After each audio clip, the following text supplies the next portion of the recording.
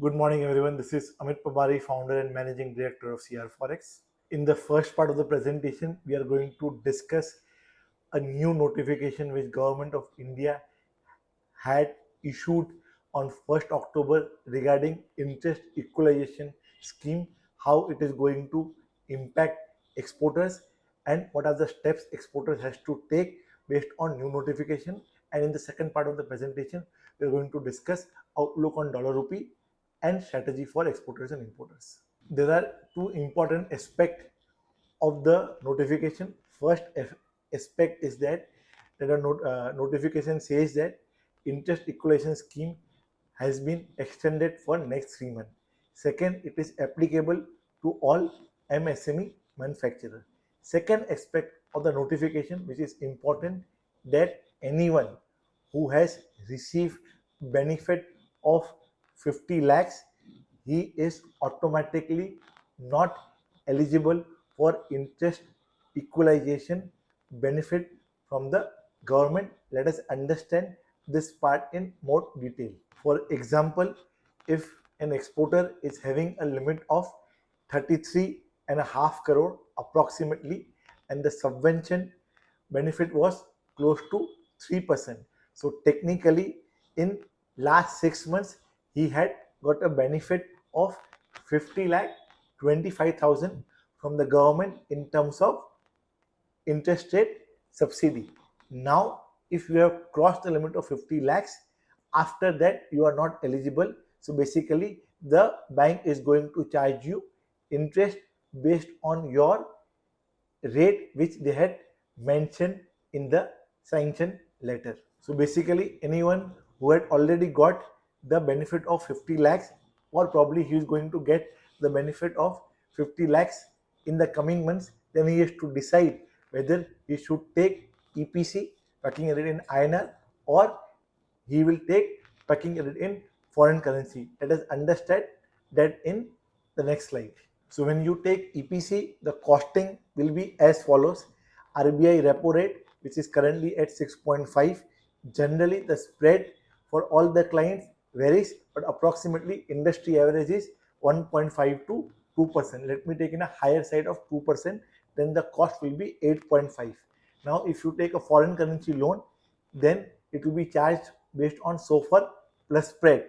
As of now, 6 months SOFR is trading close to 4.27. Again, the spread will vary from 1% to 2%. Let me take that also in higher side. So with SOFR plus spread, the cost will come to 6.3%. So basically, we can understand that PCFC is cheaper by 2%. Now, when we are taking a foreign currency loan, one aspect which we have to understand or take into consideration is what is the view of dollar rupee. If the view is that the currency is going to get stronger, say if rupee is going to get stronger, then PCFC is a viable option. And if the view is that rupee is going to get weaker, at that point of time, EPC is better.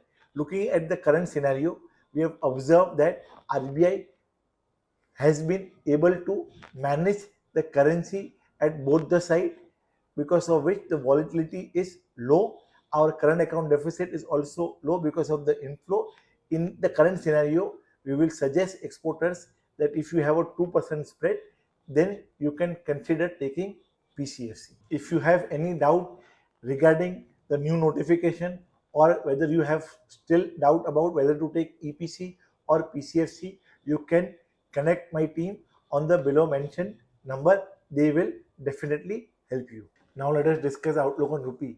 We have witnessed a lot of volatility in all asset classes last week, primarily driven by Iran and Israel conflict, because of which crude oil prices also went up, dollar index also went up, and FII had also sold in Indian equity market, resulting rupee moved from 83.5 level to 83.95 level. But RBI was there and it did not allow rupee to break 84 level.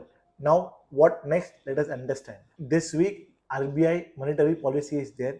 There is 80 to 90% probability that RBI will not cut the interest rate in this monetary meeting, but there is a huge possibility that they are going to say in the meeting that in future they are going to cut the interest rate. Now if they say this statement, it will be supportive for equity market, which indeed will help dollar rupee pair to resist and not break 84.05 levels. Apart from that, there are few inflows lined up like Hyundai and Swiggy IPO. Apart from that, Power Finance Corporation is going to raise 1.62 billion. So in total, in next 15 to 20 trading session, we might get a flow close to 4.5 to 5 billion, which is going to support dollar rupee pair. Simply speaking, RBI strong hand with reserves of 700 plus billion dollars and expected inflow is going to protect 84 and 84.10 kind of a level. So we can in nutshell say that 84 to 84.10 will act as a strong resistance for rupee, and ideally the pair should move back towards 83.70 to 83.80 kind of levels in coming days. Now let us discuss strategy for thin margin exporters. Thin margin exporters are taking costing near 83.75 to 83.80 kind of level. So ideally, we will suggest them they should not wait because 84 is going to act as a strong resistance. We will suggest them that between 83.95 to 84, they should hedge 100%. If anyone wants to wait, they should keep a strict stop loss of costing or 83.80, whichever is higher. Now let us discuss strategy for thick margin exporters like textile exporters or engineering exporters. We will suggest them that between 83.90 to 95, they should maintain a hedge ratio of 55 to 60% if they are hedging based on anticipation of order, and if they are hedging based on confirm order, they can maintain a hedge ratio of 75 to 80%. Now let us discuss strategy for importers. In the month of September, we suggested importers that they should not overbook or worry about their importers, as we are expecting rupee to appreciate. Exactly the same has happened. Importers got a chance to buy import near 83.50 kind of level. Anyone who has missed those level, they should not panic again. They should keep a stop loss of 84.05 and wait for lower levels of 83.80 and 83.70. When 83.70 to 80 comes, then point of time they can participate in hedging their near-term imports. With this, I will end my today's presentation. Jai Hind, Namaskar, फिर मिलेंगे next week. Thank you.